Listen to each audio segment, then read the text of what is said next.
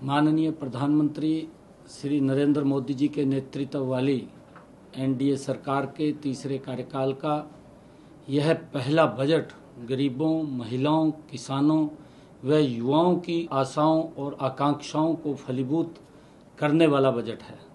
मुझे पूर्ण विश्वास है कि यह बजट विकसित भारत के निर्माण में एक नया अध्याय लिखेगा। मैं यह विकासोन्मुखी बजट प्रस्तुत करने के लिए माननीय वित्त मंत्री निर्मला सीतारमण जी को बहुत बहुत बधाई देता हूं। इस बजट में आने वाले वक्त में कृषि को अधिक लाभकारी बनाने, अर्थव्यवस्था को अधिक सुदृढ़ करने, औद्योगिक विकास को नई गति देकर अधिक रोजगार सृजन करने का विजन दिखाई देता है।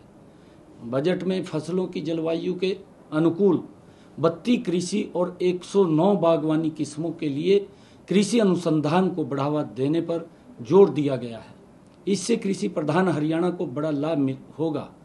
प्राकृतिक खेती के लिए 1 करोड़ किसानों को मदद देने का प्रावधान स्वागत योग्य है। प्राकृतिक खेती पर्यावरण के अनुकूल है। इससे बहुमूल्य जल की बचत होती है और आम जनता को शुद्ध भोजन मिलेगा।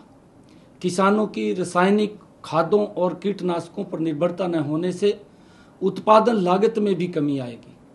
बजट में दलहनों और तिलहनों का उत्पादन बढ़ाने व इनके भंडारण व विपणन को सुदृढ़ बनाने की घोषणा से हरियाणा में फसल विविधीकरण को अपना रहे किसानों को बड़ा प्रोत्साहन मिलेगा। इस बजट में एमएसएमई और विनिर्माण, विशेषकर श्रम विनिर्माण की ओर विशेष ध्यान देना स्वागत योग्य कदम है। एमएसएमई के क्षेत्र में विकास के लिए विभिन्न ऋण गारंटी योजनाएं और मुद्रा लोन को 10 लाख से 20 लाख करना छोटे उद्यमियों के लिए फायदेमंद साबित होगा। बजट में रोजगार से संबंधित 3 नई योजनाओं को घोषणाओं से देश में रोजगार के नए अवसर सृजित होंगे। पहली बार रोजगार पाने वाले नवनियुक्त युवाओं को ईपीएफओ के जरिए 1 महीने के वेतन अधिकतम 15,000 रुपये का भुगतान किया जाएगा। विनिर्माण क्षेत्र में नवनियुक्त युवाओं और रोजगार देने वालों को ईपीएफओ में अंशदान के लिए प्रोत्साहित करना स्वागत योग्य है। सरकार बजट में नियोक्ताओं को ईपीएफओ को अंशदान के लिए 2 वर्ष तक 3,000 प्रति माह की प्रतिपूर्ति करेगी। गरीबों को 300 यूनिट तक मुफ्त बिजली देने के लिए शुरू की गई पीएम सूर्य घर योजना का इस बजट में विशेष बढ़ावा देने की बात कही गई है। यह हरियाणा के गरीब परिवारों के लिए अत्यंत लाभकारी सिद्ध होगी।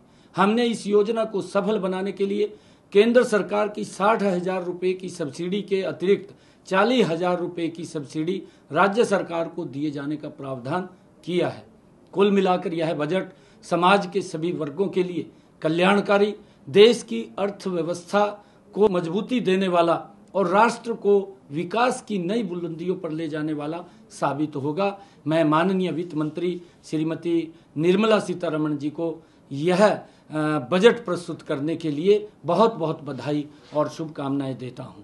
और मुझे ये पूर्ण विश्वास है कि पूरे देश में गरीब परिवारों के लिए प्रधानमंत्री आवास योजना के तहत इस बजट में 3 करोड़ नए स्वरूप में घर बनाने का निर्णय भी वो स्वागत योग्य है, जिससे कि आदरणीय प्रधानमंत्री जी का एक विजन है कि हर सर के ऊपर छत देने का काम हमारी सरकार करेगी। उन गरीब लोगों को इस बजट के माध्यम से वो मकान बना करके देने का कार्य भी पूर्ण होगा। मैं इसके लिए आदरणीय निर्मला सीतारमण जी और आदरणीय प्रधानमंत्री जी के इस विजन को मैं बहुत बहुत बधाई और शुभकामनाएं देता हूं। ये बजट इस देश के विकास में और गति से आगे बढ़ाने वाला ये बजट है। हर वर्ग की अपेक्षाओं के ऊपर, चाहे किसान है, गरीब है, युवा है, व्यापारी है, हर वर्ग की अपेक्षाओं के ऊपर खरा उतरने वाला ये बजट है। मैं इसकी पूरी प्रशंसा करता हूं।